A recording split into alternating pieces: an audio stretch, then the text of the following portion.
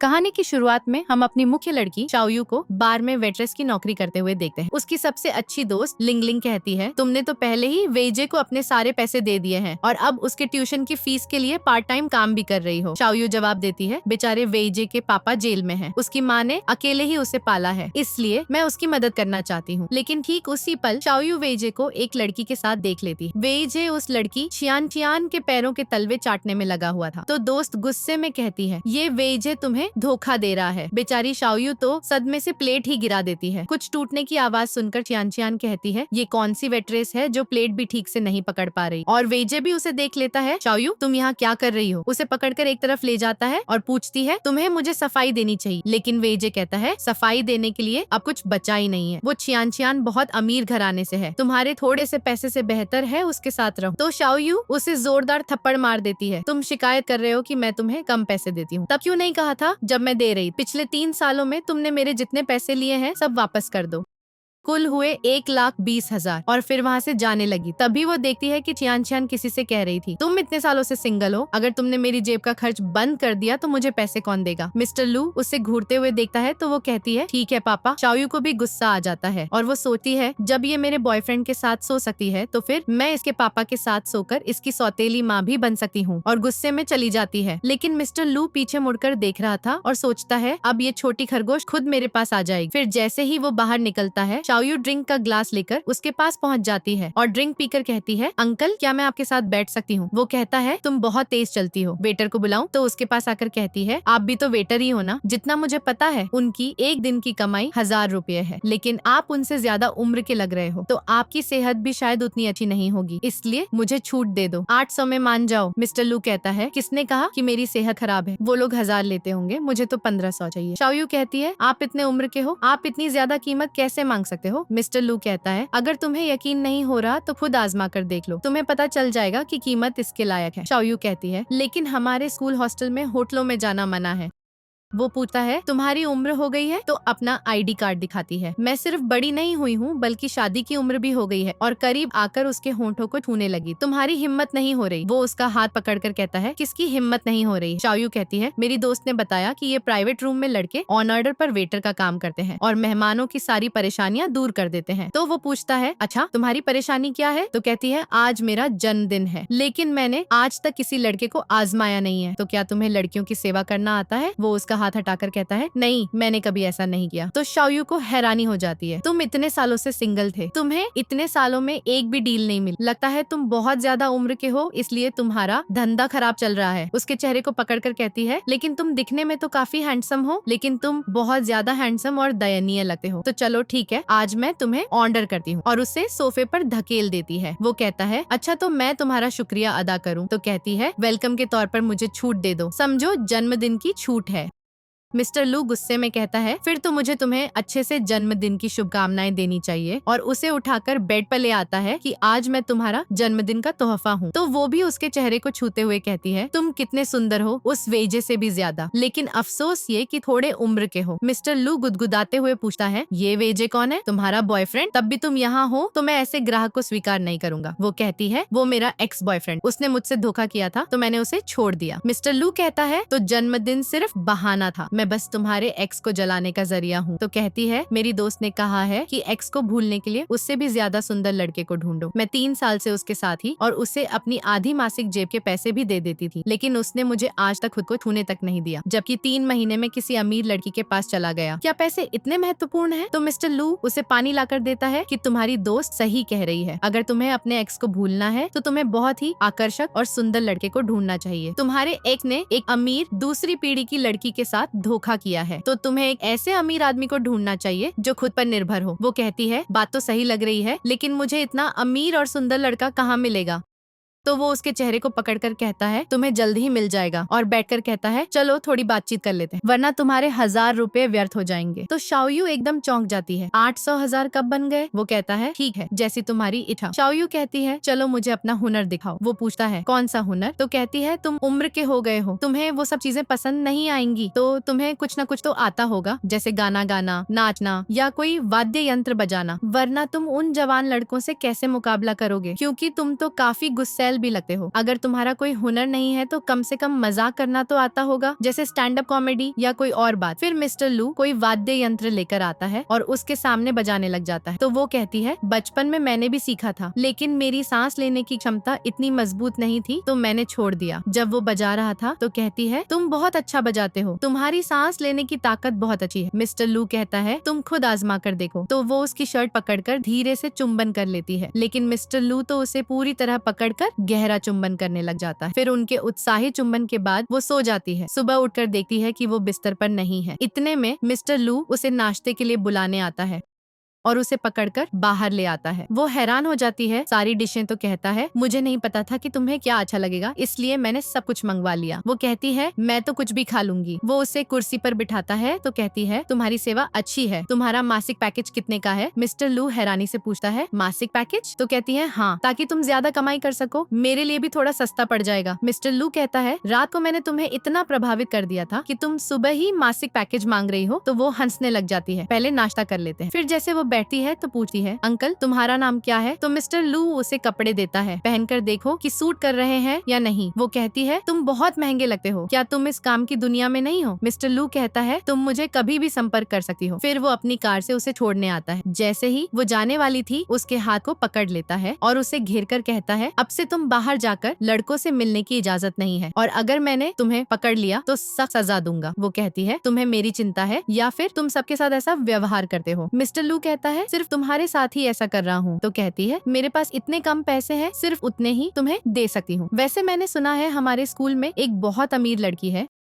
जो सबसे अमीर आदमी की बेटी है। अकेली वही है जो किसी भी लड़के को पटाने में माहिर है, और सुना है वो दूसरों के लड़कों को चुराने में भी पैसे उड़ाती है। मिस्टर लू उसके नाक पर चुटकी काटकर कहता है, तुम सबसे अमीर आदमी की बेटी के बारे में न सोचकर सबसे अमीर आदमी की पत्नी बनने के बारे में सोचो। तो वो उसके गले में हाथ डालकर कहती है, लगता है मैंने रात को बहुत अच्छा लड़का किराए पर ले लिया था। मिस्टर लू उसके गाल पर चुंबन कर लेता है कि अब तुम खुद मेरे जाल में फंस गई हो, तो किसी और चीज के बारे में सोचना भी मत। लेकिन शाओयू उसके कान से निकलकर सोचती है, कौन किसके जाल में है ये अभी तय नहीं हुआ है। फिर जैसे ही वो कॉलेज जाने लगी थी, वेइजे उसका रास्ता रोक लेता है। तो वो कहती है, अमीर लड़की मिलते ही तुम्हारे फटे हुए कपड़े भी बदल गए। चियान कहती है, शुक्रिया मुझे लेने के लिए। शाओयू कहती है, हाँ, तुम दोनों कुछ ज्यादा ही अच्छा जोड़ा लगते हो। तो चियान कहती है, जो तुम वेइजे को दे सकती हो वो मैं भी दे सकती हूँ, लेकिन जो तुम नहीं दे सकती वो मैं भी दे सकती हूँ। शाओयू कहती है, शुक्र है मैं तुम्हारी तरह मूर्ख नहीं हूँ, अगर मेरे पास पैसे होते तो मैं कचरे को कभी न खरीदी, और अगर ये पैसे के लिए मुझे छोड़ सकता है तो आगे चलकर किसी और ज्यादा अमीर लड़की के लिए तुम्हें भी छोड़ देगा। चियान कहती है, मुझसे ज्यादा अमीर कोई लड़की नहीं है, क्योंकि मैं सबसे अमीर आदमी की बेटी हूँ और तुम तो बस एक छोटे कारखाने वाले की बेटी हो, तुम्हारा मुझसे तुलना कैसे हो सकती है? शाओयू कहती है,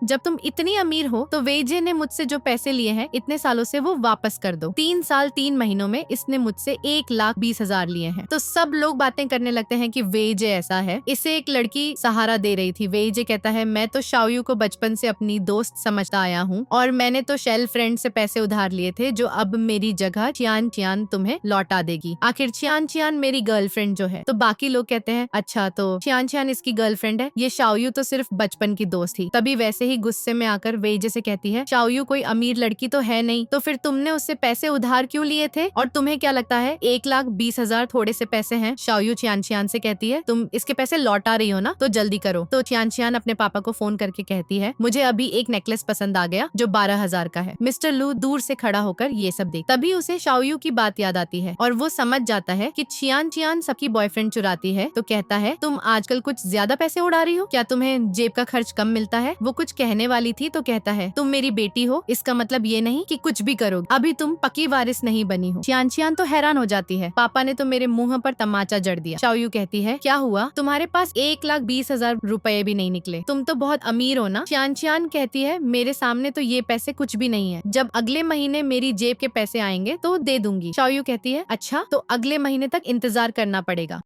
मुझे तो लगा था कि तुम इस वेजे को बहुत पसंद करती हो। चियान कहती है, हाँ मैं बहुत पसंद करती हूँ। शाओयू कहती है, जब तुम्हारे पापा को पता चलेगा कि तुम एक गरीब लड़के को डेट कर रही हो और वो तुम्हारी जेब के पैसे नहीं काटा, तब तुम्हारा क्या बनेगा? चियान कहती है, इसको मैं अपने माता पिता से मिलवाऊंगी। वेजे कहता है, हाँ मैं हमेशा तुम्हारे साथ रहूंगा, और उसे ले जाता है। दोस्त हैरान हो जाती, तुम्हें तो उन दोनों को अलग करवाना था, लेकिन तुम उनको और करीब ला रही। शाओयू कहती है, मुझे अच्छी तरह पता है चियान बस वेजे के साथ खेल रही है, इसलिए मैंने उलटी मनोविज्ञान वाली चाल चाल चली, वरना वो आगे जाकर किसी और के बॉयफ्रेंड को फंसाती और वेजे किसी दूसरे अमीर को पटाता। इसलिए मैं चाहती हूँ कि वो दोनों साथ रहकर एक दूसरे को नुकसान पहुँचाएं। दोस्त कहती है, वाह तुम तो बहुत चालाक हो गई हो। तभी शाओयू को मिस्टर लू का मैसेज आता है डिनर के लिए। तो दोस्त कहती है, यही वो कल रात वाला सुंदर बूढ़ा आदमी है ना? और फिर वो जवाब देती है कि मेरी क्लास है। वो कहता है, मैंने तुम्हारा टाइम टेबल देख लिया है, क्या तुम सच में नहीं आओगी? शाओयू बहाना बनाने की कोशिश कर रही थी। वो कहता है, क्या तुम मुझे खुद से दूर रखना चाहती हो? फिर अगले दृश्य में जब वो जा रही थी तब एक हाओ नाम का लड़का उसे प्रपोज करने लग जाता है और कहता है, मुझे तुमसे पहली नजर में प्यार हो गया था। अब जब तुम्हारा वेजे से ब्रेकअप हो गया है तो मेरे पास आ जाओ। मैं बहुत अमीर हूँ। जैसे चियान चियान उसके ऊपर बहुत खर्च करती है, वैसे ही मैं तुम्हारे ऊपर बहुत पैसा लुटा सकता हूँ। तुम मेरा इस्तेमाल करके अपने पुराने बॉयफ्रेंड को जल सकती हो। मेरे साथ रहोगी तो मैं 10,000 रुपए दूंगा। पहले तो वो सॉरी कहकर चली जाती, लेकिन देखती है कि वहाँ मिस्टर लू खड़ा है तो कहती है, शुक्रिया मुझे पसंद करने के लिए, मैं इस बारे में सोचूंगी। तो मिस्टर लू गुस्से में वहाँ पहुँच जाता है, सोचने की कोई जरूरत नहीं, मैं तुम्हारा बॉयफ्रेंड हूँ। सब लोग हैरान हो जाते हैं, ये तो इतना बूढ़ा है। हाउ भी चौंक जाता है, तुम्हारा ये कब से बॉयफ्रेंड बन गया? तो मिस्टर लू एकदम से उसका छाता पकड़ लेता है। वो पूछती है, तुम यहाँ कैसे? तो कहता है, अगर मैं यहाँ ना आता तो मेरी छोटी खरगोश को कोई और ले जाता। हाउ कहता है, अंकल आपको कोई गलतफहमी तो नहीं हो गई? आप इसके बॉयफ्रेंड कैसे हो सकते हो? शाओयू कहती है, सही कहा, तुम तो इतने उम्र के हो, मेरे बॉयफ्रेंड कैसे बन सकते हो? तो वो उसे कमर से पकड़कर करीब खींच लेता है। मैंने तो तुम्हें अपनी परफॉर्मेंस से खुश किया था और छूट भी दी थी। तो वो उसके हाथ को पकड़कर कहती है, सॉरी मेरा पहले से बॉयफ्रेंड है। लेकिन वो लड़का कहता है, मैं हार मानने को तैयार नहीं हूँ। मैं अगर तुम्हारे वेजे के साथ ब्रेकअप होने तक इंतजार कर सकता हूँ तो इसके साथ भी ब्रेकअप होने तक इंतजार कर लूंगा। मिस्टर लू कहता है, कोई फायदा नहीं, क्योंकि फिर तो तुझे बहुत लंबा इंतजार करना पड़ेगा, और शाओयू को अपने साथ ले जाता है। दोस्त हाओ को पैसे देने लग जाती है और यहाँ पता चलता है कि उसने जानबूझकर कन्फेशन का नाटक करने को कहा था और मिस्टर लू जाते हुए पीछे मुड़कर देख लेता है। फिर दोस्त शाओयू को इशारा करती है और शाओयू भी जाकर मिस्टर लू की कार में बैठ जाती है। वो कार से बाहर देख रही थी तो मिस्टर लू उसके चेहरे को पकड़कर अपनी तरफ मोड़ लेता है। वो कहती है, तुम तो अभी से मेरे बॉयफ्रेंड बनने का नाटक करने लग गए। मिस्टर लू कहता है, तुम्हें पता है ना बाहर कितनी लड़कियां मेरी गर्लफ्रेंड बनना चाहती हैं? वो कहती है, और तुम्हें पता है बाहर कितने लड़के मुझे अपनी गर्लफ्रेंड बनाना चाहते हैं? बचपन से लेकर अब तक मुझे हमेशा प्रपोजल मिलते रहे हैं। मैं बस बुरी लड़की नहीं बनना चाहती थी, इसलिए कभी किसी को स्वीकार नहीं किया। मिस्टर लू कहता है, चिंता मत करो, अब से किसी की भी मेरे सामने बोलने की हिम्मत नहीं होगी। वो कहती है, उस रात का अनुभव अच्छा था, लेकिन मैं एक बात साफ कर देती हूँ, अपने एक्स को जलाने के लिए मैंने उसे कुछ बेवकूफी वाली हरकतें की थी। मुझे लड़के तो बहुत मिल जाते हैं, लेकिन मैं चाहती हूँ कि कोई परेशानी न हो, इसलिए मैंने पैसे खर्च किए। मिस्टर लू कहता है, मैं कौन सा परेशानी पैदा करने वाला हूँ, और उसे पकड़कर चुंबन करने लग जाता है। क्या तुम अभी भी अपने एक्स को नहीं भूल पा रही हो? फिर उसकी कमर पकड़ लेता है, मुझे अपना बॉयफ्रेंड बना लो, मैं वादा करता हूँ तुम उसे 1 महीने में भूल जाओगे। तो वो मुस्कुराते हुए उसके कपड़े पकड़ लेती है कि ये आइडिया इतना बुरा भी नहीं है।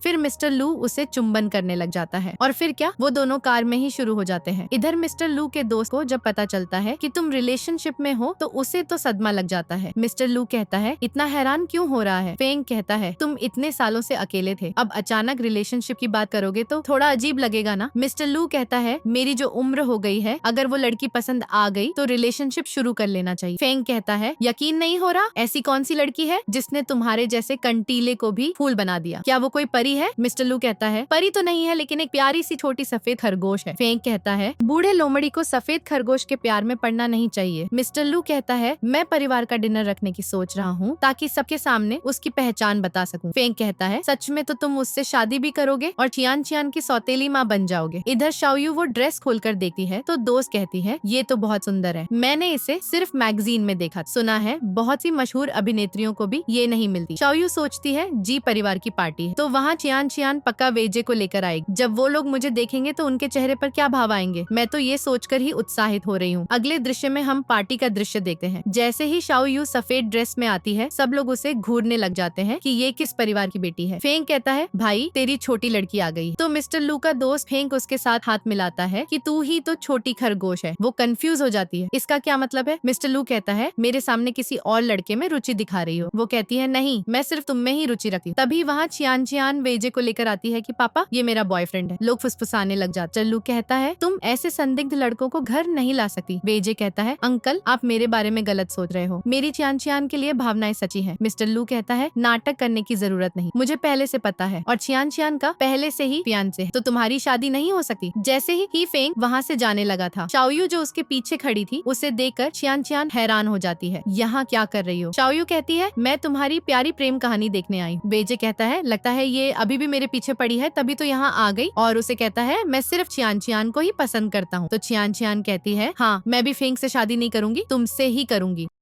और वेजे मिस्टर लू को साबित करने के लिए सबके सामने चियान चियान को घुटनों पर बैठकर शादी का प्रपोजल कर देता है। शाओयू कहती है तुम लोग क्या 20 साल की उम्र में शादी कर लोगे? तो चियान चियान सोती है, लगता है इसको वेजे भी अच्छा लगता है और जानबूझकर वेजे को पकड़कर सबके सामने चुंबन कर लेती है कि हाँ चलो शादी कर लेते हैं। तो चियान चियान का फियांसे यानी फेंग वहाँ से चला जाता है। मिस्टर लू कमरे में आकर कहता है चियान चियान एक लड़के की वजह से मेरे खिलाफ हो गई। शाओयू कहती है कोई बात नहीं, बच्चों से गलतियां हो जाती हैं, अभी तक उन्होंने शादी का कागज तो लिया नहीं है। मिस्टर लू कहता है अगर उसने उस नमूने वेजे के साथ शादी का कागज ले लिया तो मैं उसे वारिस की सूची से बाहर कर दूंगा। शाओयू कहती है तुम्हारी तो सिर्फ एक ही बेटी है ना, तो उसके अलावा उत्तराधिकारी कौन बनेगा? मिस्टर लू कहता है हम और बच्चे पैदा कर लें, और उसे अपनी गोद में बिठा लेता है कि सॉरी आज मैं तुम्हें सबको इंट्रोड्यूस करवाने वाला था, लेकिन मुझे नहीं पता था कि ये सब हो जाएगा। वो कहती है भविष्य में मौके मिलेंगे। तो कहता है अभी बच्चा पैदा करने के बारे में क्या विचार है? वो नर्वस होकर दूर होकर बैठ जाती है और फिर पूछती है चियान चियान तो 20 साल की है, यानी तुम जब किशोर थे तभी तुम उसके पिता बन गए, या फिर तुम्हारी उम्र इससे भी ज्यादा है? मुझे तुम्हें अंकल नहीं बल्कि दादाजी कहना चाहिए। मिस्टर लू हैरान हो जाता है और उठकर उसे घेर लेता है कि मैं इतना भी बूढ़ा नहीं हूँ जितना तुम समझ रही हो, और उसे चुंबन कर लेता है। वो पूछती है फिर क्या हुआ था? तो कहता है तुम्हें बाद में पता चलेगा। इधर ये दोनों आकर बाहर भी चुंबन कर रहे थे। चियान चियान कहती है मैं उस शाओयू को तुम्हें छीनने नहीं दूंगी। वेजे कहता है कहीं वो तुम्हारे पापा को हमारे बारे में उकसा न दे। चियान चियान कहती है चलो मेरी सर्किट ले लेते हैं, और दोनों सिविल ब्यूरो भाग आते हैं। फिर क्या, उन दोनों ने सर्टिफिकेट लेकर शादी कर। वेजे खुश हो रहा था कि मैं माँ बाप को बताऊंगा कि मैं कितना अमीर हो गया हूँ, और चियान चियान को चुंबन करता है। तभी दोस्त उनका फोटो खींचकर शाओयू को भेज देती है। तुम्हारा जैसा प्लान किया था इन दोनों ने बिल्कुल वैसा ही शादी कर ली है, और उनकी फोटो पोस्ट कर देती है, जिसे देखकर शाओयू खुश हो रही। मिस्टर लू पूछता है क्या हुआ? तो कहती है दिन के उजाले में ये सब करना ठीक नहीं होगा। वो कहता है तो तुम्हें ये सब रात में पसंद है? तो वो कहती है हाँ, रोशनी में मुझे शर्म महसूस होती है, और अपना फोन छुपा रही थी। तो पूछता है तुम फोन क्यों छुपा रही हो? वो कहती है कुछ नहीं है, अगर तुम देखोगे तो गुस्सा हो जाओगे। वो पूछता है क्यों, क्या कोई और तुम्हें प्रपोज करने वाला है? तो वो खुद उसके हाथ में फोन थमा देती है, तुम खुद ही देख लो। तब मिस्टर लू को पोस्ट से पता चलता है कि चियान चियान ने सच में वेजे से शादी कर ली है। मिस्टर लू कहता है वो सच में बहुत बिगड़ गई है, लेकिन हम देखते हैं कि मिस्टर लू को ये बात पहले से पता थी, और वो अचानक नीचे बैठकर उससे पूछता है क्या तुम मुझे डेट करोगी? वो पूछती है अचानक क्यों? तो कहता है अगर हम दोनों साथ होंगे तो ज्यादा अच्छा रहेगा। चियान चियान ने मुझे बहुत निराश किया है, तो मुझे एक बच्चा चाहिए, मैं तुम पर ही छोड़ता हूँ, तुम खुद चुनो। वो कहती है अगर मैं कहूँ कि मेरे साथ नहीं करना चाहती? तो कहता है जब तक तुम हाँ नहीं कहोगी मैं इंतजार कर लूंगा। असल में मुझे सिर्फ बच्चा नहीं चाहिए, अगर बच्चा हम दोनों का होगा तो वो वैध भी होगा। तो वो हाँ कर देती है, और वो उसके हाथ पर चुंबन कर लेता है कि मैंने तुम्हें प्रपोज किया, रिंग भी नहीं लेकर आया, आप तुम्हारी पसंद की चीजें चुनवाऊंगा। और अगले दिन उसे शॉपिंग पर ले जाता है। सेल्स गर्ल मिस्टर लू और मिसेस को बोल रही, तो वो कहती है अभी बस मुझे अपने नाम से ही पुकारो। मिस्टर लू कहता है कोई समस्या नहीं, जल्द ही तुम मेरी पत्नी बनने वाली हो। और फिर उसके फोन की घंटी बजती है, तो अपना क्रेडिट कार्ड उसे थमा देता है कि जो पसंद आए वो ले लेना, और अगर इनमें से कुछ भी अच्छा न लगे तो मैं तुम्हारे लिए खास डिजाइनर बुला लूंगा। शाओयू रिंग्स देख रही थी, तभी वहाँ चियान चियान वेजे को लेकर आती है कि तुम तो इतनी गंभीरता से देख रही हो, क्या सच में खरीदोगी? शाओयू कहती है शादी तो तुम लोगों की हुई है, रिंग तो तुम्हें ही खरीदनी चाहिए। चियान चियान कहती है तुम्हें ये सब कैसे पता चला कि हमारी शादी हो गई है? क्या तुम हम पर नजर रख रही हो, या फिर तुम अभी भी वेजे के पीछे लगी हो? वेजे कहता है वो सब पुरानी बातें हैं, अब मेरे दिल में सिर्फ चियान चियान है। शाओयू कहती है तुम दोनों ने तो चुपके से शादी कर ली, पूरे स्कूल को खबर है। चियान चियान कहती है मैं तो चाहती हूँ कि सबको पता चल जाए, मेरी फैमिली मुझे अलग नहीं करवा सकती, और तुम्हें इतनी बड़ी कहानी में घुसने की हिम्मत कैसे हुई? तुम तो इतनी गरीब हो, अगर मैं तुम्हारे पैसे न लौटाऊं तो यहाँ की रिंग भी तुम खरीद नहीं सकती। शाओयू कहती है अभी कभी पैसे लौटा दो। तो मिस्टर लू दूर से खड़े होकर देख रहा था और मैसेज भेजता है कि चियान चियान के सारे क्रेडिट कार्ड बंद कर दो। इधर चियान चियान सेल्स गर्ल से कहती है इसने जो रिंग्स देखी हैं वो सब मेरे लिए पैक कर दो, लेकिन उसका कार्ड तो स्वाइप ही नहीं होता। सेल्स गर्ल कहती है इसमें तो बैलेंस ही नहीं है। चियान चियान अपने दूसरे कार्ड्स देती है, लेकिन किसी में भी पैसे नहीं थे। तो चियान चियान अपने पापा को फोन करती है कि आपने मेरे कार्ड बंद क्यों कर दिए? मिस्टर लू कहता है हाँ क्योंकि तुम पैसे उड़ाने से पहले सोचती नहीं हो, जिस कारण से तुम इतनी घमंडी और बिगड़ी हुई हो गई हो, और फोन काट देता है। तो चियान चियान गुस्से में फोन फेंक कर मार देती है। वेजे कहता है चिंता मत करो, तुम्हारे पापा हैं, तुम्हें छोड़ेंगे क्या? चियान चियान कहती है लेकिन मेरे पापा आज तक इतने सालों में कभी कभी मुझसे इतना नाराज नहीं हुए। वेजे कहता है लेकिन तुम तो उनकी इकलौती बेटी हो ना, तुम्हें नजरअंदाज कैसे कर सकते हैं? तुम एक बार जाकर उनसे माफी मांग लेना, थोड़ी देर में मान लेंगे। शाओयू कहती है तुम अभी तक मेरे पैसे क्यों नहीं लौटा रही हो? तो कहती है मैं अपनी बात रखूंगी तो पैसे लौटा दूंगी। शाओयू कहती है अच्छा फिर बार बार बात क्यों कर रही हो? कहीं ऐसा तो नहीं कि तुम लौटा ही नहीं सकती? वेजे कहती है तुम्हारा कुछ ज्यादा ही हो रहा है। वो कहती है मुझे दुख हो रहा है कि मैंने तुम्हें पैसे दिए थे, इससे बेहतर मैं किसी भटकते कुत्ते को दे देती, वो भी ज्यादा अच्छा रहता। तुमने जो कपड़े पहने हैं वो काफी अच्छे लग रहे हैं, इन्हें बेचकर पैसे लौटा दो। चियान चियान कहती है हाँ इन्हें बेचकर लौटा दो, जब मेरे पापा से दोबारा पैसे आएंगे तो तुम्हें लग्जरी गिफ्ट दिला दूंगी। तो वेजे को मजबूरी में अपनी सारी चीजें बेचनी पड़ रही और शाओयू उसमें से अपने 1,20,000 रुपए लेकर चली जाती है। चियान चियान कहती है अब देखना मैं अपने पापा को मनवा लूंगी और फिर वो हम दोनों की भव्य शादी करवाएंगे, तब देखना शाओयू कितनी जलन महसूस करेगी। इधर शाओयू कार में बैठती है तो मिस्टर लू पूछता है तुमने कुछ भी खरीदा नहीं क्या? दुकान में कुछ पसंद नहीं आया? वो कहती है हाँ क्योंकि मेरा सबसे पसंदीदा तो यही है। जैसे ही तुम वहाँ से चले गए वो सारी चमकदार चीजें मेरे लिए बेजान हो गई। शायद मुझे जेवरात इतने भी पसंद नहीं है, लेकिन तुम्हारे साथ चुनने में मुझे बहुत अच्छा लग रहा था। वो कहता है अगली बार से हम दोनों मिलकर चुनेंगे और उसके गाल पर चुंबन कर लेता है। तभी खिड़की से देखता है कि वेजे भागकर आया और चियान चियान को बिना शर्त के प्रपोज कर रहा था और दोनों वहीं चुंबन करने लग जाते हैं, जिससे मिस्टर लू को गुस्सा आ जाता है। तो ड्राइवर कहता है इसके ऊपर कार चढ़ा दो, लेकिन शाओयू उसे रोक देती है।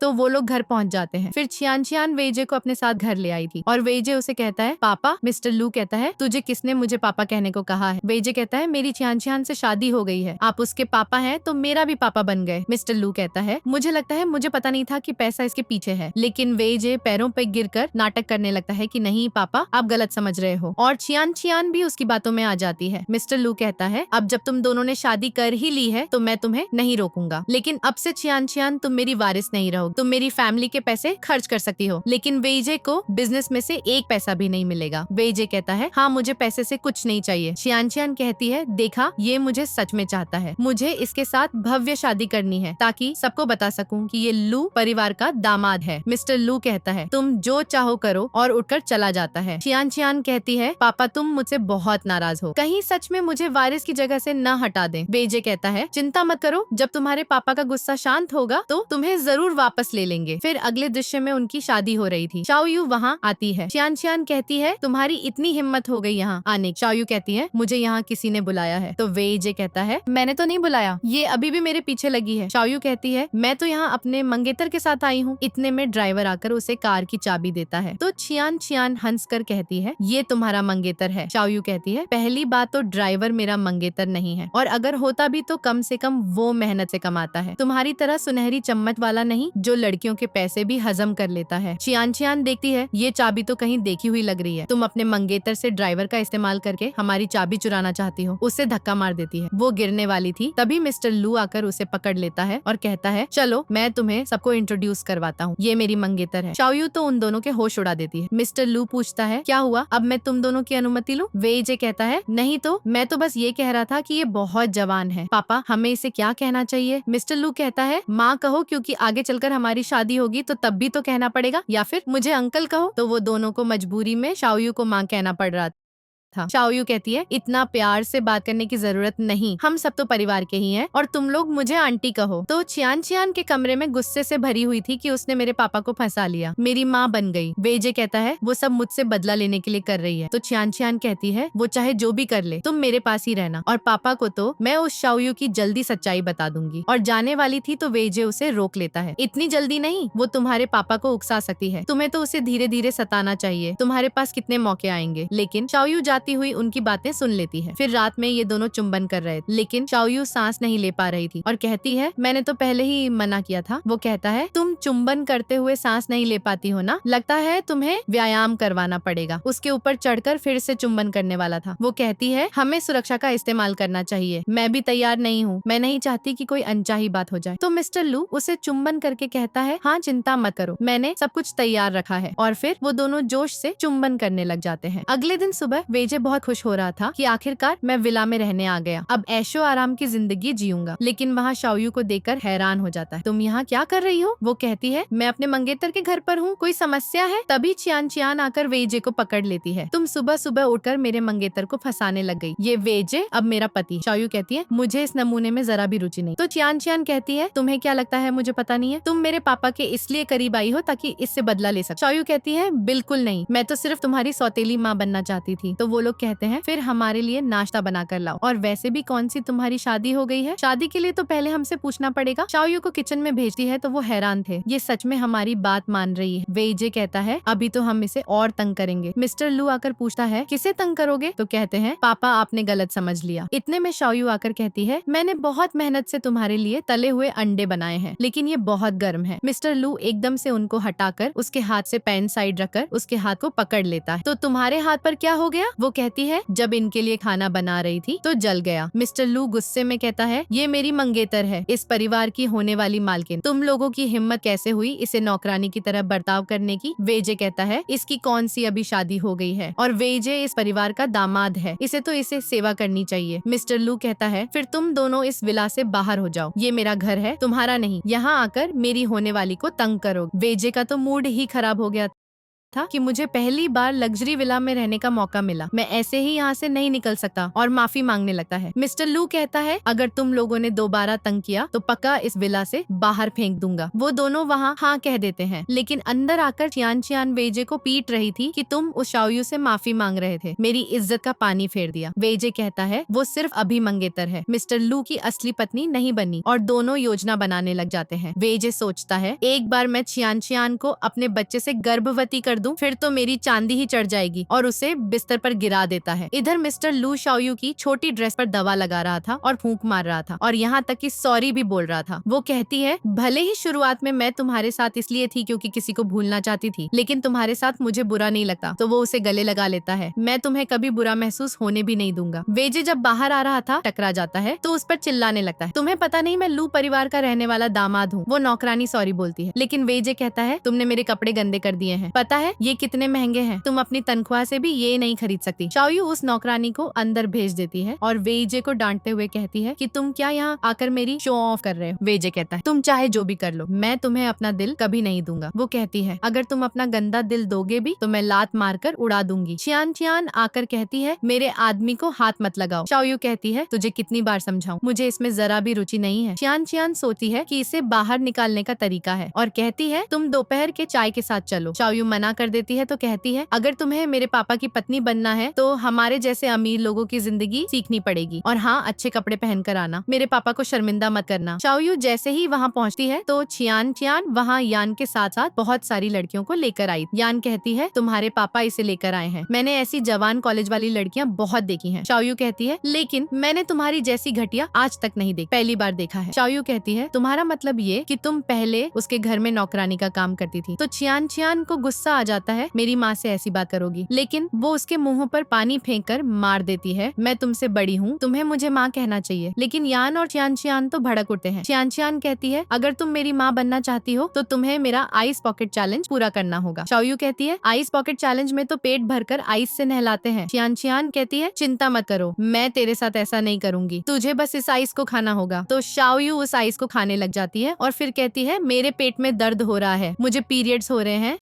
चियान चियान कहती है ऐसे नहीं रुकना, अब पूरा पूरा करना है। यान कहती है तुम चाहे क्यूट बनकर सॉरी भी करवा सकती हो। तभी मिस्टर लू आकर के पेट में दर्द हो रहा है, साथ में खून भी बह रहा है। चियान चियान कहती है इसको पीरियड्स हो रहे थे फिर भी ड्रामा कर रही थी। मिस्टर लू कहता है तुम इतनी नीचे कैसे गिर सकती हो, तुम भी तो एक लड़की हो, और मेरी इजाजत के बिना यान से मिलने मत आना। फिर शाओयू को पकड़कर कहता है अगर इसे कुछ हुआ तो तुम सबके पतियों को भुगतना पड़ेगा। फिर शाओयू को गोद में उठाकर ले जाता है, उसे अस्पताल ले आता है और कहता है शाओयू चिंता मत करो, हम भविष्य में बहुत सारे बच्चे करेंगे। शाओयू कहती है ये सारी मेरी गलती, मुझे उन लोगों को कुछ नहीं बोलना चाहिए था। शाओयू के गर्भपात की खबर सुनकर यान डर के मारे वहाँ से भाग जाती है, जबकि चियान चियान खुश हो रही थी और अंदर आकर कहती है पापा मैंने जानबूझकर नहीं किया। तब मिस्टर लू गुस्से में था, मुझे पापा मत बोलो, तुम इतनी नीचे गिर गई हो, अपनी परिवार की सदस्य को मारना चाहती। चियान चियान पैरों में गिर जाती है, पापा मुझे माफ कर दो, मैं तो बस चाहती थी कि आप मेरी माँ से शादी कर लो, मुझे तो एक पूरा परिवार चाहिए। मिस्टर लू कहता है, इस बात का सहारा लेकर तुम निर्दोष लोगों को दुख नहीं दे सकती। अब से तुम्हारे सारे क्रेडिट कार्ड बंद किए जाते हैं। अगर पैसे खर्च करने हैं तो जाकर खुद कमाओ। चियान चियान गुस्से में आ जाती है और कहती है, क्या पता ये जानबूझकर गर्भवती हुई हो ताकि मुझे तंग करवा सके। मिस्टर लू कहता है, बकवास बंद करो, तो वो मेरी मंगेतर है, और उसे वहाँ से भगा देता है। शाओयू रोने लग जाती है और कहती है, मुझे भी नहीं पता मैं कैसे गर्भवती हो गई। हमने तो पूरी सावधानी बरती थी, वो भी दोहरी इस्तेमाल की थी। दोस्त कहती है, दोहरी इस्तेमाल करने से तो गर्भ ठहरने के चांस और बढ़ जाते हैं। मिस्टर लू उसे सॉरी बोलने लगता है। वो कहती है, तुम्हारी थोड़ी भी गलती नहीं है। तो उसका हाथ पकड़कर कहता है, चलो शादी कर लेते हैं, फिर तुम बच्चा दे सकती हो और तुम्हें चिंता भी नहीं होगी कि शादी से पहले गर्भवती हो गई हो, क्योंकि उसके बाद तुम बच्चा दे सकती हो। तो शाओयू भी हाँ कर देती है और फिर अगले दृश्य में जाकर वो लोग शादी का सर्टिफिकेट ले आते हैं। मिस्टर लू तो अपने साथ साथ उसका सर्किट लेकर भी रख लेता है कि तुम कहीं इसे खो ना दो। तभी वहाँ यान आती है कि मुझे तुमसे कुछ बात करनी। मिस्टर लू कहता है, मुझे कोई बात नहीं करनी वरना मेरी पत्नी को गलत फहमी हो जाएगी। तो कहती है, तुम इतने समय से हमारे बिजनेस के पीछे पड़े हो, जिसकी वजह से मुझे बहुत नुकसान हो गया है। शाओयू कहती है, तुम लोग बात कर लो, मुझे वैसे भी अपनी दोस्त के साथ कॉफी पीनी है।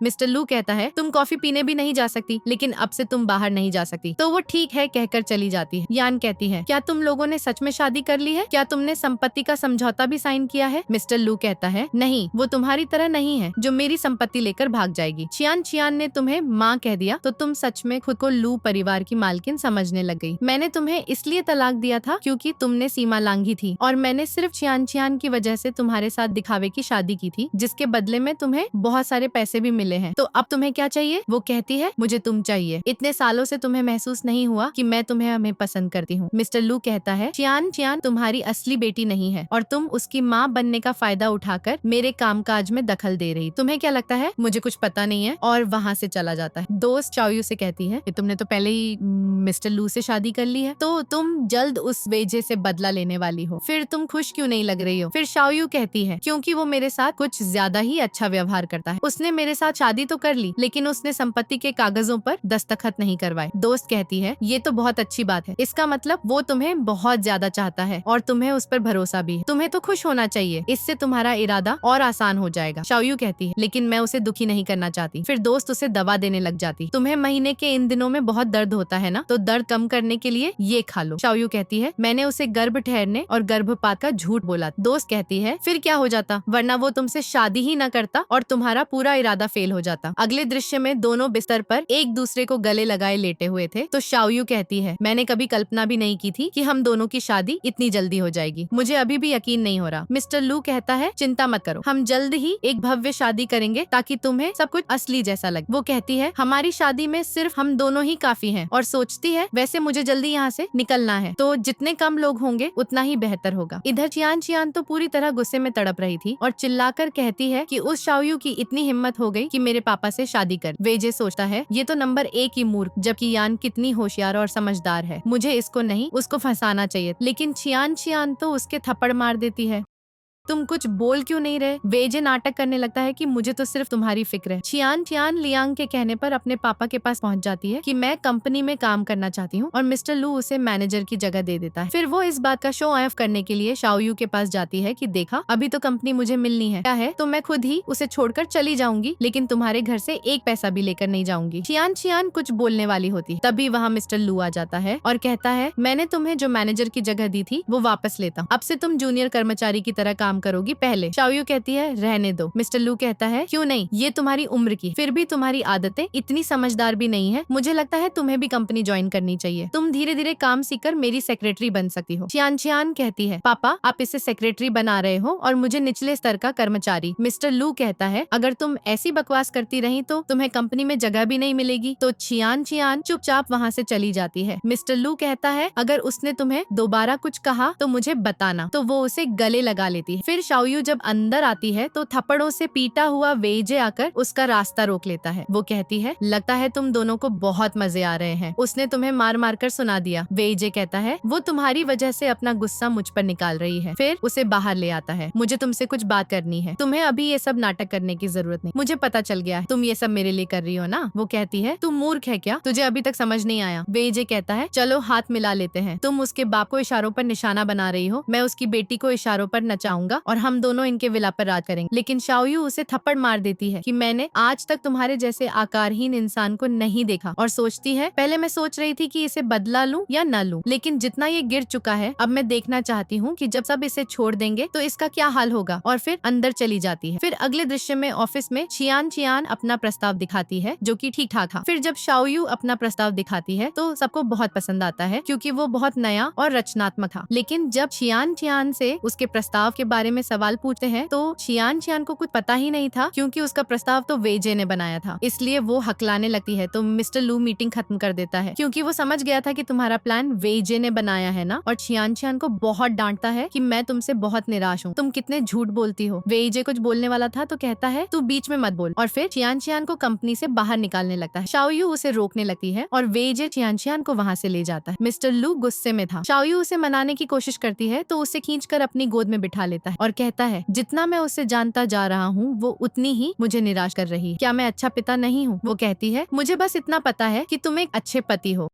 और फिर उसे कहता है मैंने तुम्हें प्रोजेक्ट इसलिए दिया है क्योंकि तुम बहुत प्रतिभाशाली हो, सिर्फ तुम ही इसे संभाल सकती हो, ध्यान रखना तुम पर काम का बोझ नहीं पड़ेगा। वो कहती है बिल्कुल नहीं। मिस्टर लू पूछता है क्या तुम उस लड़के को भूल गई हो? वो कहती है अगर तुम चिंता नहीं करते तो मैं तो लगभग उस लड़के को ही भूल गई थी। वो कहता है तो तुम्हारा तरीका काम कर गया, और वो उसे गले लगा लेती है। इधर चियान चियान बाहर आकर वेजे को थप्पड़ मारती है। तुम्हारी वजह से मुझे मेरे पापा से डांट पड़ी, और उसे बार बार पीटने लगती है। तो वेजे को पुरानी बातें याद आ जाती है कि शाओयू तो उसका इतना ख्याल रखती थी। जब वो थोड़ा बीमार होता था तभी उसके लिए दवा लेकर पहुंच जाती थी, यहाँ तक कि खाना बनाकर लाकर देती थी। तो सोचता है उसने मेरे साथ इतना अच्छा बर्ताव किया, जबकि चियान चियान उसे बार बार मारने पर उतारू हो गई। तो वेजे उसे मीठी मीठी बातें कहकर मनाने लगता है। चियान चियान यान के पास शिकायत करने जाती है, लेकिन यान कहती है मुझे खुद के बहुत सारे काम हैं, और उसे वहाँ से भगा देती है। फिर शाओयू यान के पास जाती है कि तुम्हें बहुत नुकसान हो रहा है ना, तो मैं तुम्हारी मदद कर सकती। फिर अगले दृश्य में जब प्रोजेक्ट की बोली लग रही थी तो वहाँ भी चियान चियान की मूर्ता की वजह से नुकसान हो जाता। इस कारण मिस्टर लू उसे थप्पड़ मारने वाला, लेकिन शाओयू रोक देती है। यान भी उसे देख रही थी और सोचती है तभी तो मिस्टर लू को ये इतनी पसंद है, ये सिर्फ जवान और सुंदर नहीं बल्कि बहुत समझदार भी है। लेकिन चियान चियान कहती है मैंने एक बहुत बड़ा मुद्दा सुलझा लिया है। वेजे पूछता है तुमने मुझसे पूछे बिना कर दिया? तो कहती है तुमसे पूछने में बहुत समय लग जाता। मिस्टर लू पूछता है तुमने क्या किया है? चियान चियान कहती है हमें जमीन की बहुत समस्या थी ना, क्योंकि वो लोग हमें अपनी जमीन नहीं बेच रहे थे, तो मैंने उन लोगों से जबरन जमीन छीन ली। मिस्टर लू कहता है क्या कहा तुमने? तो कहती है हाँ मैंने उनको पीट पीट कर घर से बाहर निकलवा दिया है और उनके घर तोड़कर वहाँ जमीन पर कब्जा कर लिया। तो मिस्टर लू को गुस्सा आ जाता है और उसे थप्पड़ मारकर नीचे गिरा देता है कि तुम कितनी नीचे गिर गई, तुमने जबरदस्ती लोगों के घर तोड़ दिए, पता भी है ये सब कानून के विरुद्ध है। चियान चियान कहती है मेरे पास पैसा है, मैं कुछ भी कर सकती हूँ और वो साधारण लोग मेरा क्या बिगाड़ लेंगे। मिस्टर लू को अब बहुत ज्यादा क्रोध आ रहा था, उसे दोबारा मारने वाला था, लेकिन शाओयू रोक देती। मैं जल्दी से जाकर लोगों को संभालना पड़ेगा, वरना अगर बाहर बदनामी फैल गई तो कंपनी को बहुत नुकसान हो जाएगा। चियान चियान कहती है ये बस अच्छी बनने के बहाने ऐसा कर रही है, मुझसे इतनी बड़ी भूल नहीं हुई है, हम पैसे से इस मामले को निपटा सकते हैं। तभी वेजे न्यूज में देखता है और बताता है कि जिन लोगों को चियान चियान ने पिटवाया था उनमें से एक ने खुद को चोट पहुंचा ली है इमारत से कूदकर,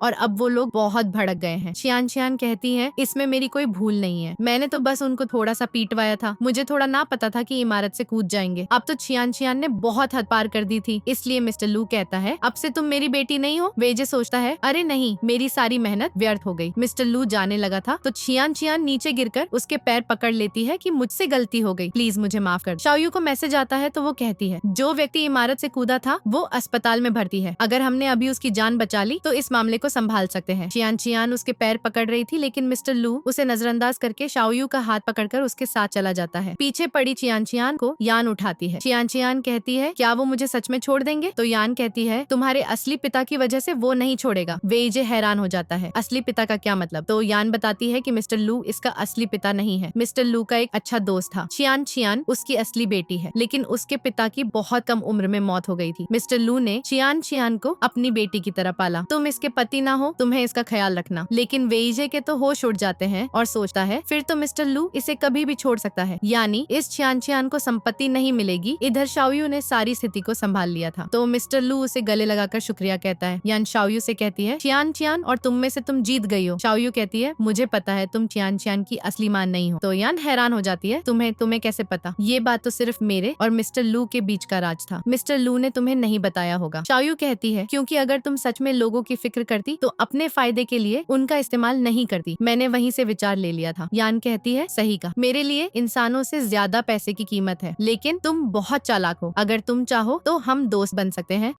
लेकिन शाओयू उसे मना करके चली जाती है। फेंग उन दोनों से मिलने आता है। यकीन नहीं हो रहा तुम दोनों साथ हो, तुम्हारी शारीरिक ताकत पक्का मुझसे बेहतर ही हो, तभी तुम्हारी पत्नी ने तुम्हें अभी तक नहीं छोड़ा। वैसे चियान चियान का क्या हो रहा है? शाओयू कहती है चियान चियान पर भी मुकदमा चल रहा है। तो फेंग कहता है अच्छा हुआ मेरी चियान चियान से शादी नहीं हुई, वरना वो तो मेरी जिंदगी बर्बाद कर देती। तभी चियान चियान आकर उससे पकड़ने लग जाती है कि फेंग मुझसे बहुत बड़ी भूल हो गई थी, चलो हम शादी कर लेते हैं, मैं वेजे को तलाक दे दूंगी। मैं तो उस वेजे को पसंद भी नहीं करती। लेकिन फेंग एकदम दूर हो जाता है, नहीं मेरी पहले से गर्लफ्रेंड है। वो कहती है तुम्हारा तो ब्रेकअप हो चुका था। मिस्टर लू डांट कर चियान चियान को अपने कमरे में वापस भेज देता है। तब जाकर फेंग बेचारा राहत की सांस लेता है कि ये लड़की तो बहुत डरावनी है, मैं तो यहाँ से निकल रहा हूँ। फिर वहाँ वेइजे आता है। मिस्टर लू पूछता है तुम पिछले 2 दिन से कहाँ गायब थे? तो वेइजे बहाने बनाने लगता है कि मेरा थोड़ा मन खराब था तो मैं बाहर चला गया। जैसे ही वेइजे अंदर कदम रखता है चियान चियान उस पर चिल्लाने लगती है कि तुम इतने दिनों बाद अब लौटे हो। लेकिन उससे पहले वेइजे बोल पड़ता है चलो तलाक हो जाए। तो चियान चियान को क्रोध आ जाता है, मैंने कुछ कहा नहीं और तुम मुझे तलाक की बात करोगे। वेइजे कहता है वरना क्या,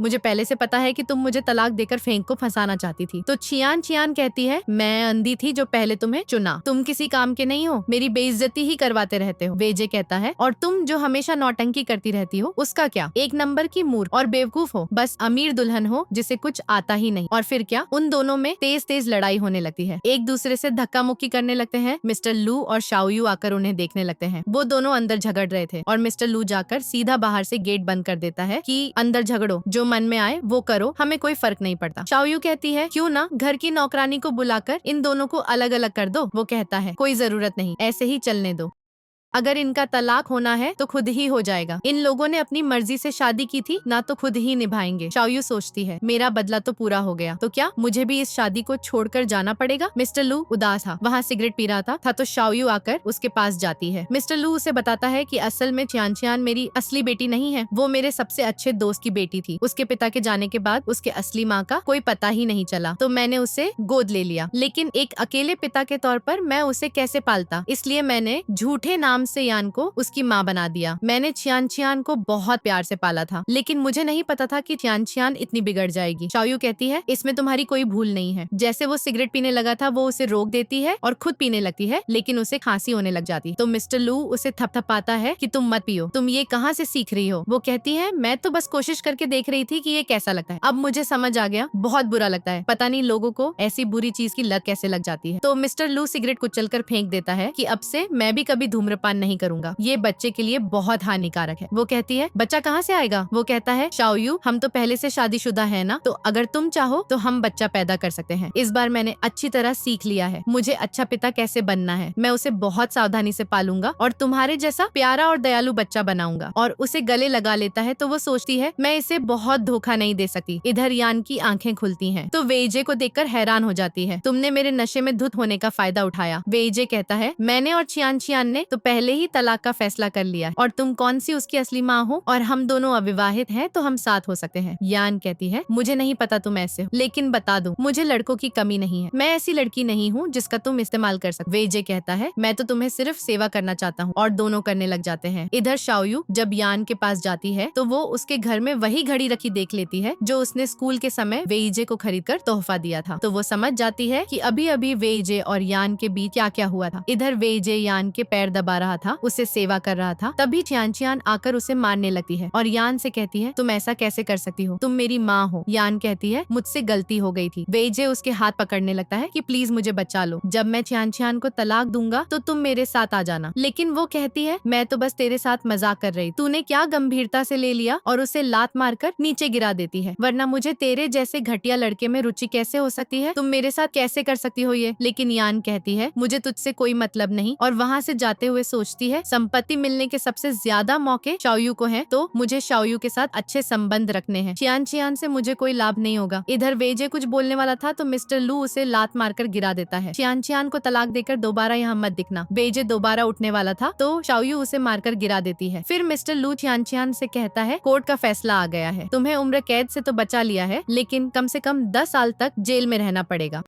और हमारे बीच पिता पुत्री का रिश्ता सब खत्म हो गया। फिर वो शाओयू को वहाँ से लेकर चला जाता है, जबकि चियान चियान वेजे को पीटने लग गई थी। फिर रात में वो शाओयू से कहता है चलो बच्चा बना लेते हैं। वो पूछती है क्या तुम निश्चित हो? तो कहता है मैं तो बस ऐसे ही कह रहा था, तुम पहले अपनी पढ़ाई पूरी कर लो, और फिर उसे गले लगा लेता है। इधर जब शाओयू जा रही थी, वेजे उसे पकड़कर कमरे में ले जाता है और माफी मांगने लगता है कि मुझे तुम्हें कभी धोखा नहीं देना चाहिए था। अब मुझे समझ आ गया है कि मैं तुमसे सच्चा प्यार करता हूँ, चलो साथ रहते हैं। उससे मौका मांग रहा। वो कहती है क्या तुम्हें लगता हूँ मैं मूर्ख हूँ? मैं पहले नादान थी जो तुम्हारा इतना ख्याल रखती, लेकिन जब तुमने धोखा दिया तो मैं उदास हो गई, लेकिन गलती तो मेरी नहीं थी। फिर वो मिस्टर लू को वहाँ खड़ा देख लेती है तो कहती है हाँ, मैंने जानबूझकर मिस्टर लू को फंसाया था ताकि तुमसे बदला ले सकूं। मुझे ये बात पता थी कि मिस्टर लू चियान चियान के पिता हैं, तो मैंने मिस्टर लू को नाराज किया ताकि वो मुझसे शादी कर ले। यहाँ तक कि मैंने गर्भ ठहरने और गर्भपात का भी नाटक किया था। वेजे हैरान हो जाता है कि तुम किससे बात कर रही हो, लेकिन वो कहती है तुझे इससे क्या मतलब, और वहाँ से जाने लगती है। वेजे उसका हाथ पकड़ने लगता है। तभी चियान चियान भागकर आती है और उसे मारने लगती है और वो अपनी जान बचाने के लिए भागता है। शाओयू मिस्टर लू के पास आकर कहती है अब तो तुम्हें सब कुछ पता चल गया है ना, मैंने अपने फायदे के लिए तुम्हारा इस्तेमाल किया था, तो अगर तुम मुझ पर मुकदमा करना चाहो तो कर सकते हो, और वहाँ जाने लगती है। मिस्टर लू उसका हाथ पकड़कर रोकता है तो कहती है दोबारा मुझसे मूर्ख मत बन जाना, और फिर हाथ छुड़ाकर चली जाती है। फिर वो बैठकर रो रही थी। दोस्त आकर कहती है तुम्हारा बदला तो पूरा हो गया, तुम्हें खुश होना चाहिए, लेकिन तुम रो रही हो, इसका मतलब तुम मिस्टर लू को पसंद करने लगी हो। वो कहती है लेकिन मेरे जैसी छोटी लड़की उसके साथ नहीं रह सकती, वो मेरे लिए कुछ ज्यादा ही अच्छा था। तभी दोस्त को फोन आता है तो बताती है कि मिस्टर लू की कंपनी में किसी ने उन्हें चाकू मार दिया। तो वो रोते हुए अस्पताल की ओर दौड़ती है और डॉक्टर से पूछती है क्या किसी को चाकू लगा है? डॉक्टर कहता है हाँ, उसका बहुत ज्यादा खून बह रहा है, उसकी हालत बहुत गंभीर है। तो वो रोती हुई वहाँ गिरने वाली थी। तभी मिस्टर लू उसे पकड़ लेता है कि तुम यहाँ क्यों आई हो, लेकिन वो उसे गले लगा लेती है। अच्छा तुम ठीक हो, मुझे लगा वो तुम ही हो, और वो भी उसे गले लगा लेता है। फिर दोनों को एक दूसरे की भावनाओं से एहसास हो जाता है